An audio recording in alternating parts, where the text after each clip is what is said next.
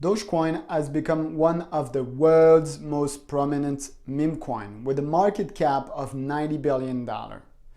It's promoted by billionaires. Are the fundamentals that good? That's what we're going to look at today. As per usual, I'm not a financial advisor and I do not own Doge. Let's start with the development. The coin was created in 2013 by IBM software engineer Billy Markus, who left in 2015, and Adobe software engineer Jackson Palmer, who also left. Billy Markus said he read a tutorial how to fork from Lucky Coin and created Bell's Coin, which he forked into Dogecoin a week later. He recently tweeted about it and said it took him about 2 hours to create the coin. So let's recap here. Bitcoin forked into Litecoin, Charlie Chin's project, but that would be for another episode. Then it forked to Linkcoin and Lucky Coin. Those two disappeared really quickly. Then Markus forked Lucky Coin to Bell's Coin, which he forked again to Dogecoin. I know it's getting complicated, isn't it? After 2018, the coin had very little development, and the official GitHub was a snooze fest for a while. Since then, it slightly picked up with a casual part-time developer. Today, the main team consists of Ross Nickel, Patrick Lauder, and Max Keller. The three have full-time jobs. They are contributors to the project. The next update is 1.21, which include SegWit, an update that was done to Bitcoin in 2017. There's very little sign of development. The Tokenomics. At the time of writing, miner earned 10,000 Doge per block, which happened about once per minute and 3 seconds, which is a huge bargain for Litecoin miner. Its ever-growing supply makes price gain an uphill battle. 13,836,342 coin per day. If miner dump on exchanges on the daily basis, that would be $14 million a day. That's a tough uphill battle. The coin distribution may be what would scare me the most. 10 addresses on 44.7% of all coins.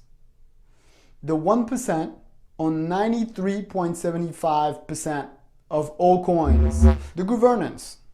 The governance is the same as most proof of work, especially the one it forked from, Litecoin and Bitcoin.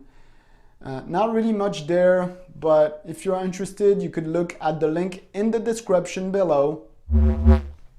Centralization. The coin was made as a joke and designed to die quickly, most likely by a 51% attack, just for the lols. But in 2014, Charlie Lee recommended the implementation of auxiliary proof of work. Auxiliary proof of work merge mining with Litecoin, which would not only save the project, but would give it a solid decentralization. Decentralization of the network is really good and healthy. This is probably one of the Dogecoin best asset, and the mining is very profitable at the time of writing. If you would have told Litecoin miner when they merge that someday their income would come mostly from Doge instead of Litecoin, they probably would have laughed at you. Speed and fees. Back to the trilemma. Yeah, the trilemma again. And proof of work. Dogecoin with 33 TPS at peak speed is slow and expensive. This seems to be unavoidable for a proof of work. Takes about 30 seconds to a minute to get your transaction confirmed and costs you around a Doge at the time of writing this episode. Let's take a look at the use case. Originally, people were using it for tipping on Reddit and other social media. But now that the fees are higher, it makes it hard to use for that. not being able to use it as a store of value to the mild inflation at the present time, community has struggled to find a use case. Few businesses have been taking the coin as payment. No DeFi yet, no smart contract. There isn't any use right now besides the meme. The transaction per day since inception have stayed flat, if not decreased. Now let's take a look at the environmental impact. Dogecoin being a proof of work, and as most proof of work, it requires a lot of computational power. This is where Dogecoin excel. The marketing is on point. People love the humor. The price of the coin itself attracts inexperienced investor into a coin that sounds cheap, just being cents, forgetting to take into account a $90 billion total market capitalization. Dogecoin subreddit has done an astounding job and scored 2 million subscribers in record time. The social media volume were astounding, overtaking easily big projects like Polkadot, Cardano, or even Binance Coin. The competition. This is a big issue for Dogecoin. Dogecoin doesn't have any technological advance like Ethereum, Cosmos, Algorand, Tezos, and no scarcity like Bitcoin. The competition in the meme coin is also completely insane.